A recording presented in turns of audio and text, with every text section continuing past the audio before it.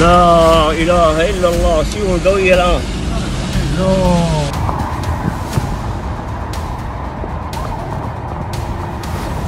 दोस्तों, middle east से जुड़ी हलचल मचाने वाली खबरें आज आपके सामने सुबह सुबह लेकर हाजिर हूं।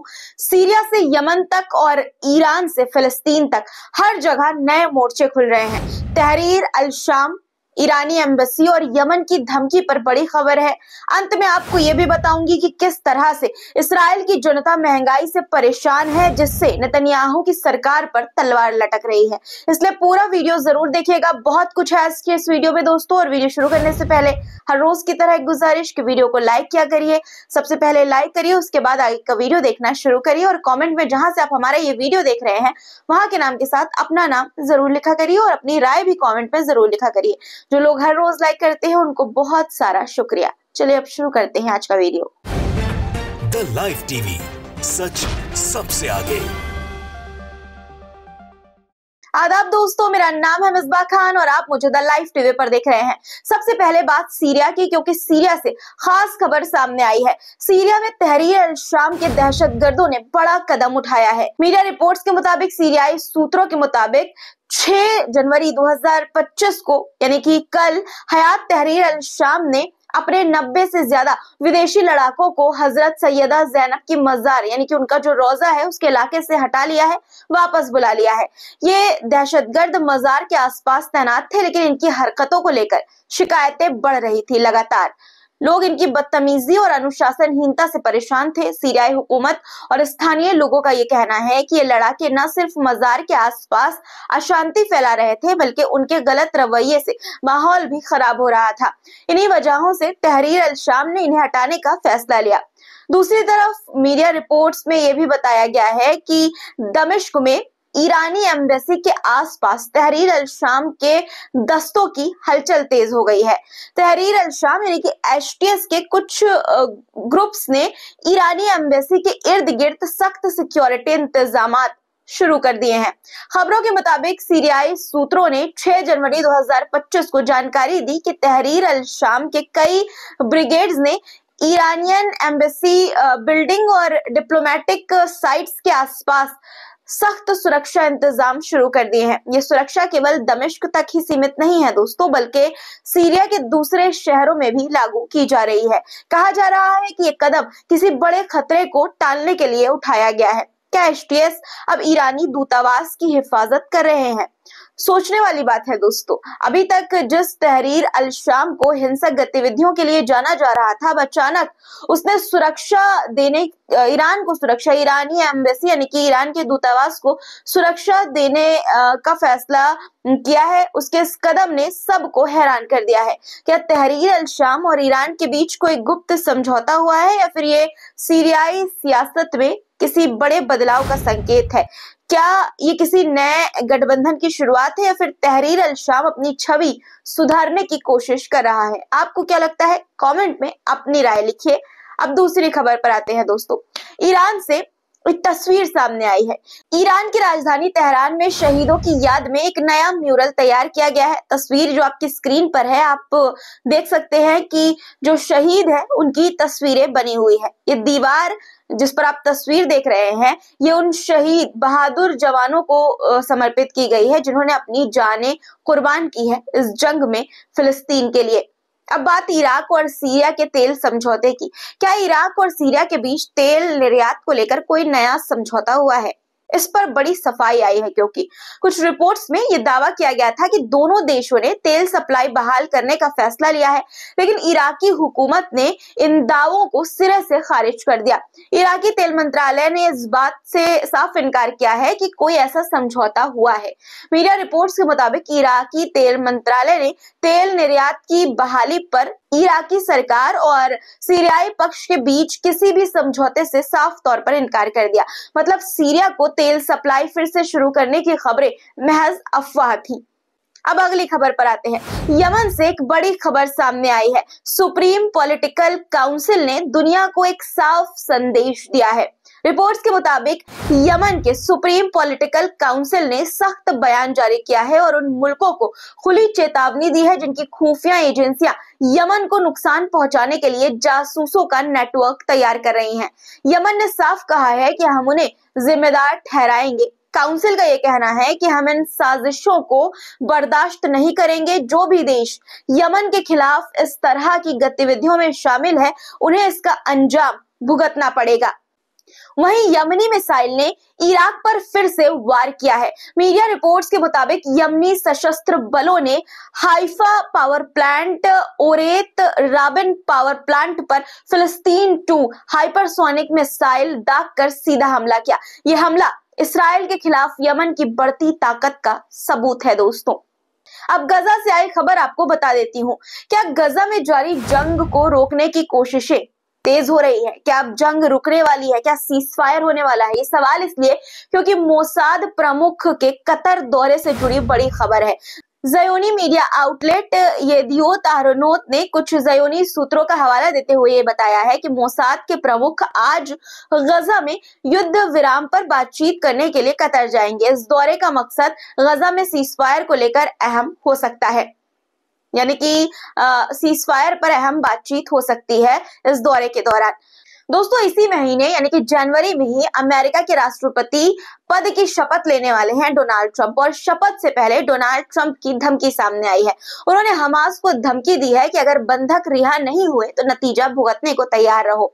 डोनाल्ड ट्रंप ने अपने सोशल मीडिया प्लेटफॉर्म ट्रुथ पर एक सख्त बयान जारी किया है। उन्होंने कहा कि अगर मेरे कार्यकाल शुरू होने तक बंधकों को रिहा नहीं किया जाता तो अंजाम बुरा होगा।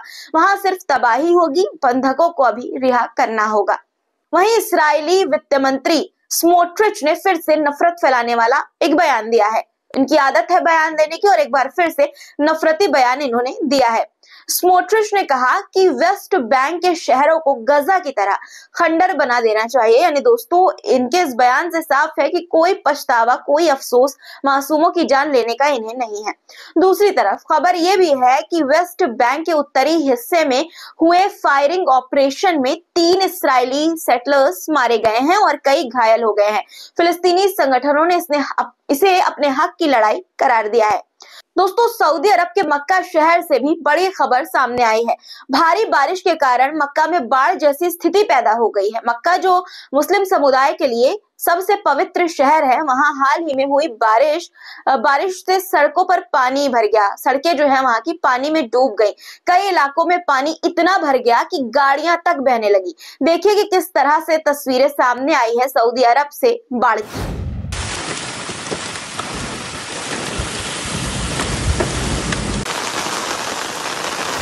लोकल रिपोर्ट्स के मुताबिक मक्का के कई निचले इलाकों में पानी घरों और दुकानों में घुस गया। इस वजह से लोगों को काफी दिक्कतों का सामना इस वक्त करना पड़ रहा है।